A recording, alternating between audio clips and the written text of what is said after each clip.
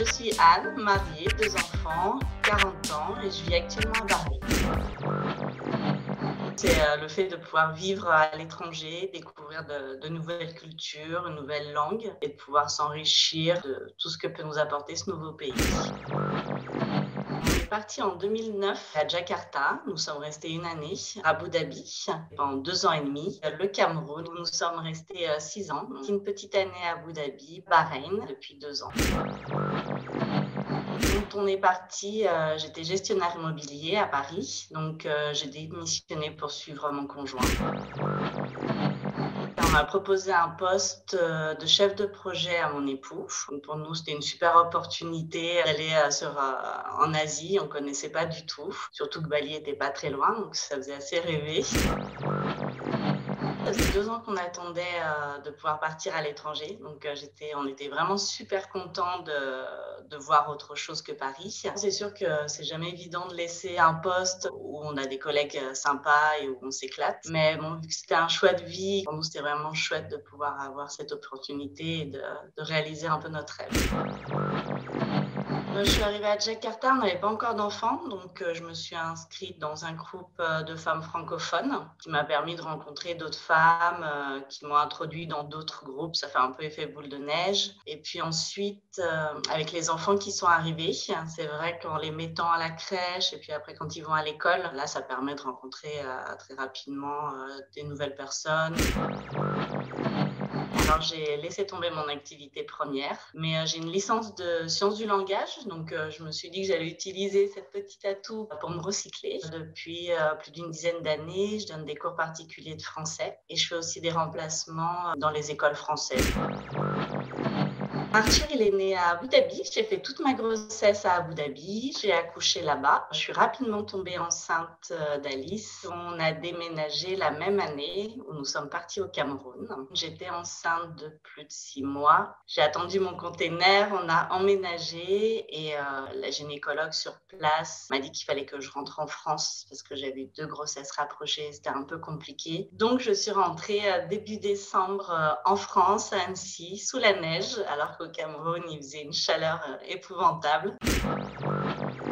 La famille manque un peu quand même parce que des fois on a des questions à poser aux personnes qui ont déjà eu des grossesses et on voudrait avoir du soutien, un soutien moral par rapport à ça. Mais dans l'ensemble, ça s'est bien passé, quoi. C'était plutôt après l'accouchement, c'est vrai que j'aurais bien aimé qu'il y ait un peu de famille autour de moi. Surtout qu'Aurélien est parti 48 heures après en Arabie Saoudite pour bosser. Donc je me suis retrouvée toute seule à la maison avec un bébé. La chance d'être en expatriation, c'est qu'on avait des amis autour de nous et qui m'ont accompagnée pendant cette période-là, donc ça c'était vraiment chouette.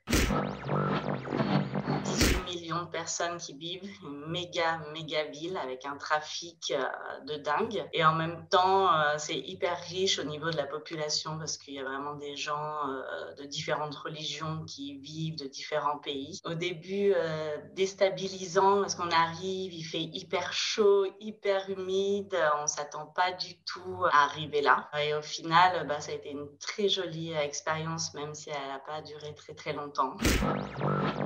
On s'est retrouvés à Bali. On a vécu un tremblement de terre à 6 heures du matin et on était à côté de l'épicentre. J'ouvre les yeux et en fait, le lit tanguait dans tous les sens. On a réussi quand même à descendre de notre lit et à descendre dans la cour. On avait un peu peur que le bâtiment s'écroule sur nous. Et en fin de compte, les Indonésiens, ils continuaient leur vie comme si de rien s'était passé. Mais nous, on n'était pas du tout fiers. On a écouté les oiseaux pendant 2 heures pour voir s'ils chantaient toujours, parce qu'on avait un petit peu peur qu'il y ait un tsunami. Et puis, en fin de compte, non, rien s'est passé. Donc, on a continué notre week-end, mais bien chamboulé quand même. On est passé d'un pays hyper verdoyant au désert avec des chaleurs de folie. De toute façon, à Abu Dhabi, tu as 2 saisons. Tu as l'été et l'enfer. C'était sympa aussi de découvrir le Moyen-Orient, de faire des campings dans le désert avec les copains. Peut-être le plus dur aux Émirats, c'était la chaleur et le manque de pluie. Souvent, les différences de culture ou de religion font que les gens se regardent un peu bizarrement. Une fois, je travaillais entre mes 2 cours, je marchais parce que c'était juste à côté et une femme avec sa niqab s'est arrêtée à ma hauteur. Elle m'a demandé où est-ce que j'allais, donc je lui ai expliqué que je partais dans une famille donner des cours de français. Elle m'a dit: «Bah, montez dans ma voiture, je vais vous déposer, je vais pas vous laisser marcher là comme ça en plein soleil». Je suis montée avec elle en voiture, elle a soulevé son voile, on a discuté pendant 2-3 minutes et c'était un échange complètement surréaliste. La pluie nous avait manqué, donc là, elle est revenue tambour battant. Un pays aussi assez magnifique, très verdoyant. Dommage qu'on n'ait pas pu plus visiter le Cameroun à cause des conflits qui règnent autour.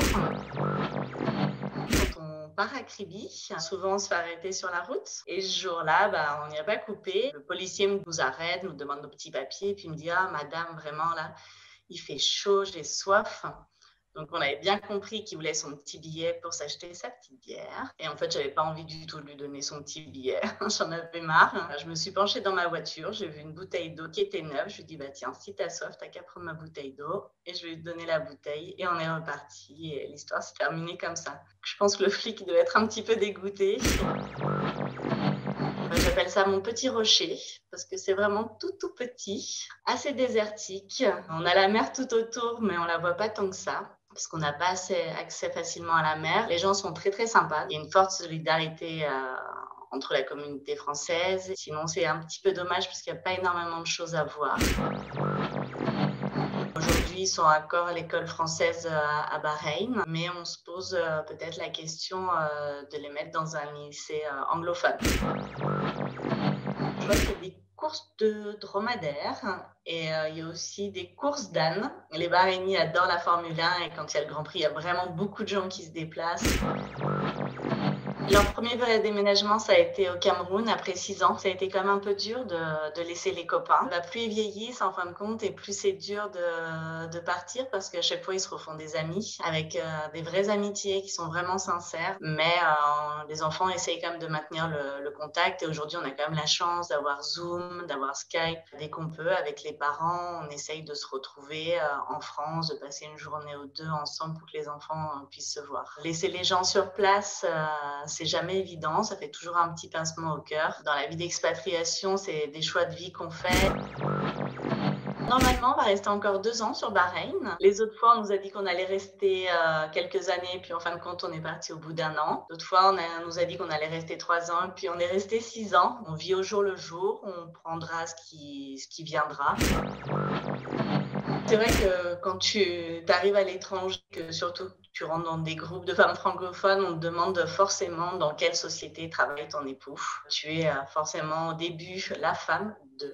C'est à nous en tant que femmes aussi de se démarquer et de montrer qu'on est bien présente, qu'on sait se servir de notre cerveau et de nos 10 doigts.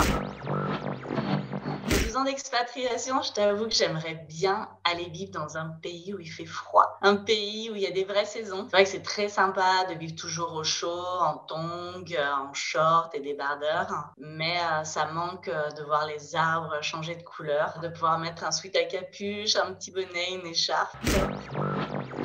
On a fait le choix de se faire vacciner, ce qui nous permet de sortir du pays. Aujourd'hui, si on n'est pas vacciné à Bahreïn, tu ne peux pas aller dans les restaurants à l'intérieur, tu peux aller que sur les terrasses. Tu ne peux pas aller dans les centres commerciaux non plus et certaines grandes surfaces ou supermarchés te refusent aussi l'entrée. Donc, si tu veux avoir une vie un peu correcte, en fin de compte, tu n'as pas le choix que de te faire vacciner.